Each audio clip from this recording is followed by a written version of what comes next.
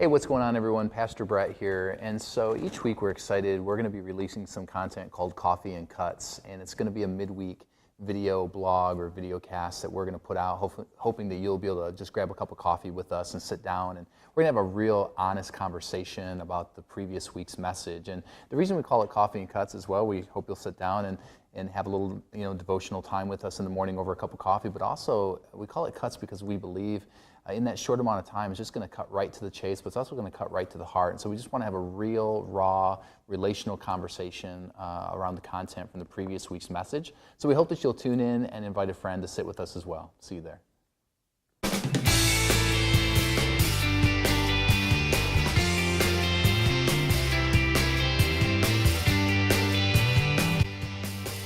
Hey there, welcome to Coffee and Cuts. I'm Gina Hoffner with Pastor Brett. Thanks for joining us for just a cup of coffee while we kind of cut in a little deeper to this past Sunday's message in the Inconvenient Truths series. This one on sin. Heavy. Did that get you? Big time. It was the most convicting message I think I've heard in a long time. Wow. So amen for that. All right. I can't imagine what it was like to prepare for, though, because that couldn't have been easy. Yeah, I knew that the Lord was going to do something this week. I could feel it. I could sense it.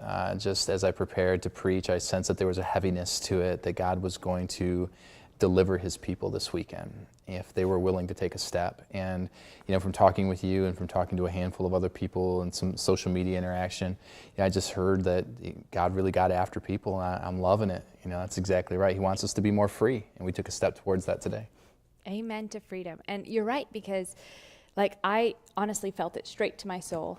And it was neat too, because I feel like within the congregation, you could feel it. You could feel the Spirit moving, and it was awesome. Praise God. Yeah, that was so good. So I think going through, there were some things, I've been thinking on this ever since about things in my own life that need to be cut out. I mean, can you give some stuff in your story kind of to what you've needed to cut out? Yeah, I think one of the big things, I shared a few of them in the message on Sunday, there was people in my life that needed to be cut out. There were situations in my life that needed to be cut out. I would put those under all big things, right? These big categories that are just very clear that these things are not leading you closer to Jesus Christ, and they just need to simply go. I think one thing that we didn't have a chance to talk about a ton, that's what's nice about Coffee and Cuts, is we can talk a little bit more about that here, is that, I think there's been lots of things that the Lord has laid his hand upon that didn't seem like really massive things, but the Lord had made it very clear that it needed to go. And, one of the things that Jesus really made clear to me that needed to go in my story at one point was cable television. There was a season where, we were watching TV shows all the time. I mean, there was 3 or 4 different series that we were watching. We'd binge watch them on Netflix and different things. And there was all these different things that, we were tuned into. And then when we would look at, where we had spent our time that week, there was so many hours, an embarrassing amount. There was just so many hours spent in front of media, letting it just feed our mind and soul. And I just felt like that season of my life, I was very spiritually dry. And it was because I wasn't spending equal amount of time with God. I was giving away that time that I could have spent with God to the TV. And so when I really sensed the Lord lay his hand on that and say, this needs to go, it was funny because, when you take a step towards letting go your sin, that sin will fight back. And I really sensed that I needed to get rid of cable television. So I called the cable company and said, I got to discontinue my service. Well, what do?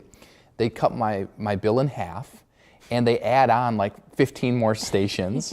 And they're like, hey, don't leave, just stay. So if you ever want to cut your cable bill, call them and tell them you're going to discontinue service. You'll get a better rate tomorrow, trust me. But it's interesting because, that sin, even though I know it needed to go, wanted to fight and stay in it, really wanted to lure me into saying, basically, just let me stay a little bit longer. Look, I made it easier for you now. And I really sense that God saying, this thing needs to go. It's an idol. And so, there can be things in our life that don't always necessarily seem that they are idols, but anything that causes us to worship it more than to worship God, it is an idol. That's truth, and that speaks to me personally, and I know that because of how panicked I feel inside about not being able to watch another fixer-upper if I were to cancel my cable. So I think probably I'm being called here also, just right here. That's good. That's super good.